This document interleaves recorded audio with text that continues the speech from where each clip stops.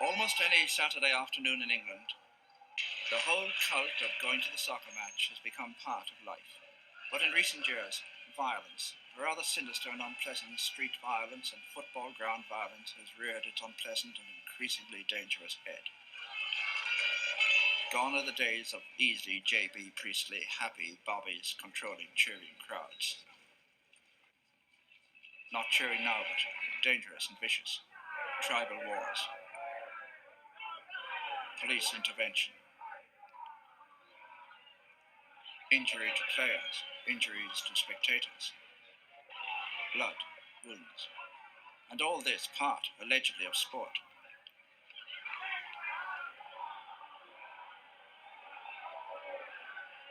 In Ireland a few years ago, we had a very small intimation of what might happen when trouble broke out at a match in Croke Park. But fortunately, that was an isolated incident. Or so we thought.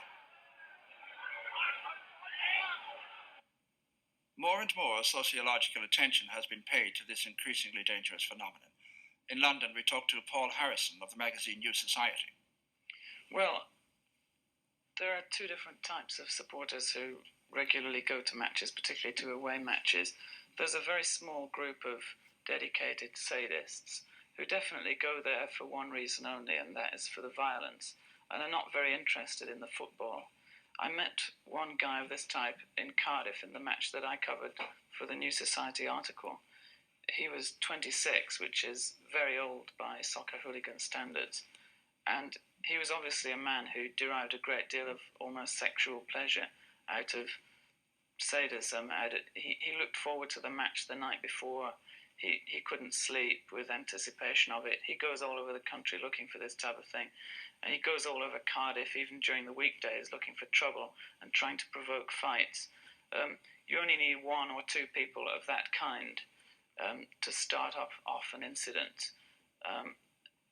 The second type of supporter is a fanatical loyalist who is devoted to his team and reacts to any insult with offended pride and often with violence.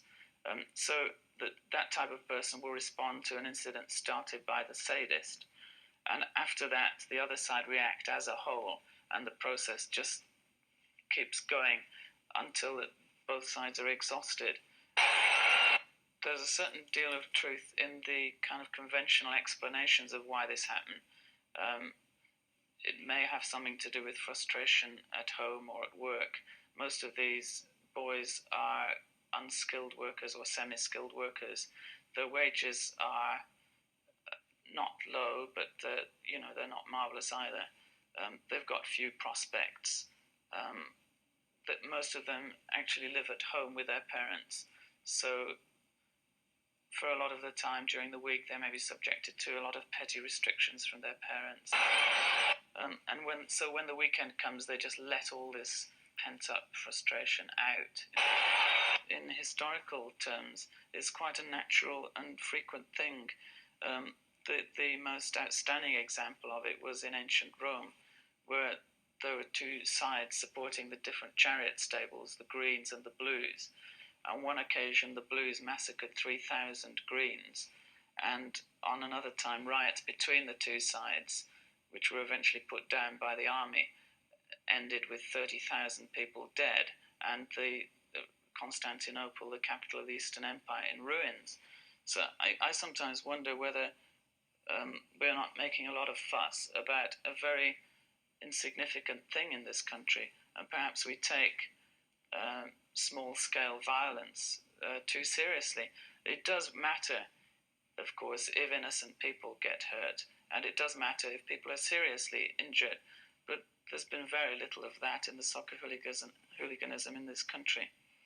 So I wonder whether the best solution might not be just to let them do what they want to do, namely beat each other up, and to set aside a special place after the match where the dedicated hooligans can go and beat each other up to their heart's content.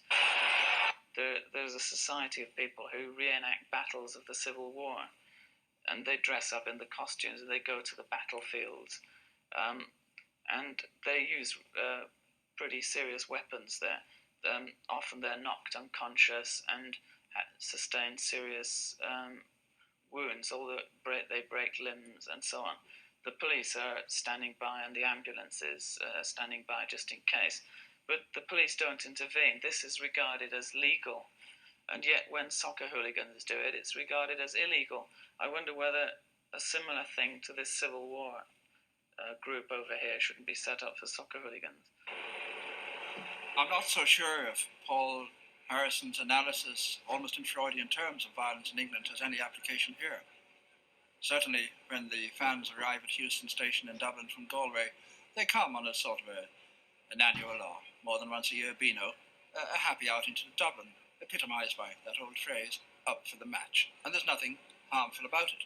And if Heffo's army has become a cant word in Dublin over the past few weeks, it may well be that this is simply an expression of that age-old and rather joking feud between the Culchies and the Jackeens, and that essentially it's pretty harmless.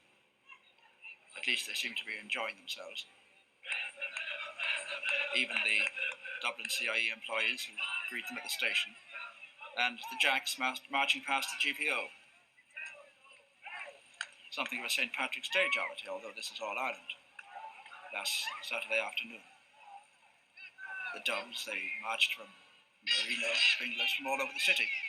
But over in England, there's a rather more tense and brittle atmosphere about the soccer crowds, but not back here. Happy enough. The Blues, the Dubs, the Jacks. They don't exactly dress up in medieval uniforms either. Fairly contemporary lot, these look. Hill 16, that was a great sight. A great mass of blue. And more or less a blue sky to cheer them all up as well. Super Dubs, I like that one. And welcome home, Sam Maguire. No harm there, just a tumble. Hardly vicious. Look at that for jollity.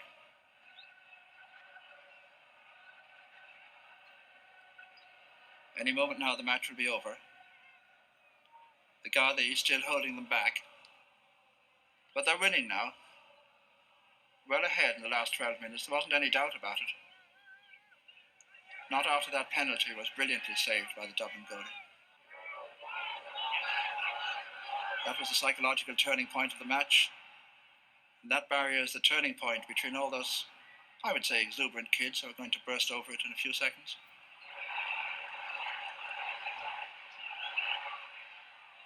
Photographers waiting for violence. Look at them.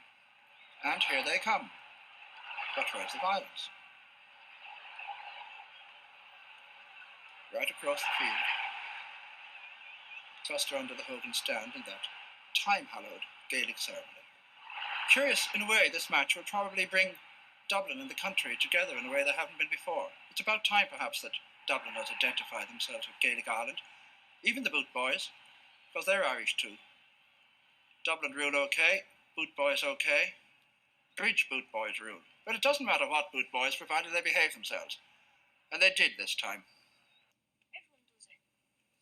They come around the small places. Nothing else to do. There's nothing else to do. They hang around the corners and they come around. And then if you're just there, you just happen to be the one that they pick on. Yeah, but you live in the same area. It's not a youth club stops it. Happens there as well, dances. Happens every time. Yeah, but why don't you get involved in violence? You're living in the same area. We do. But we're not the type that go around looking for it.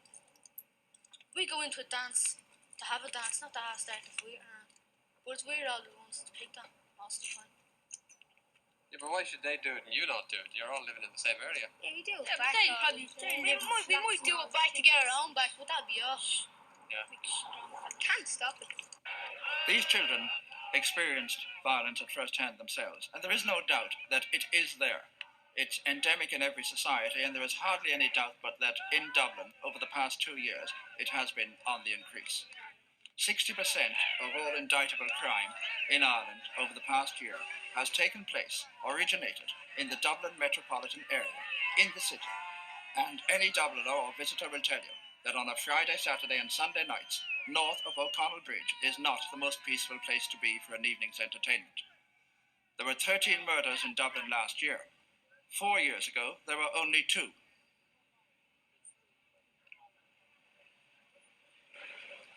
There is increased police activity in the centre city streets at night. More and more one is conscious of gather activity. This man came across violence at first hand. It could happen you or I. Almost certainly, crime, violence is on the increase in Ireland, but maybe it isn't entirely attributable to sport.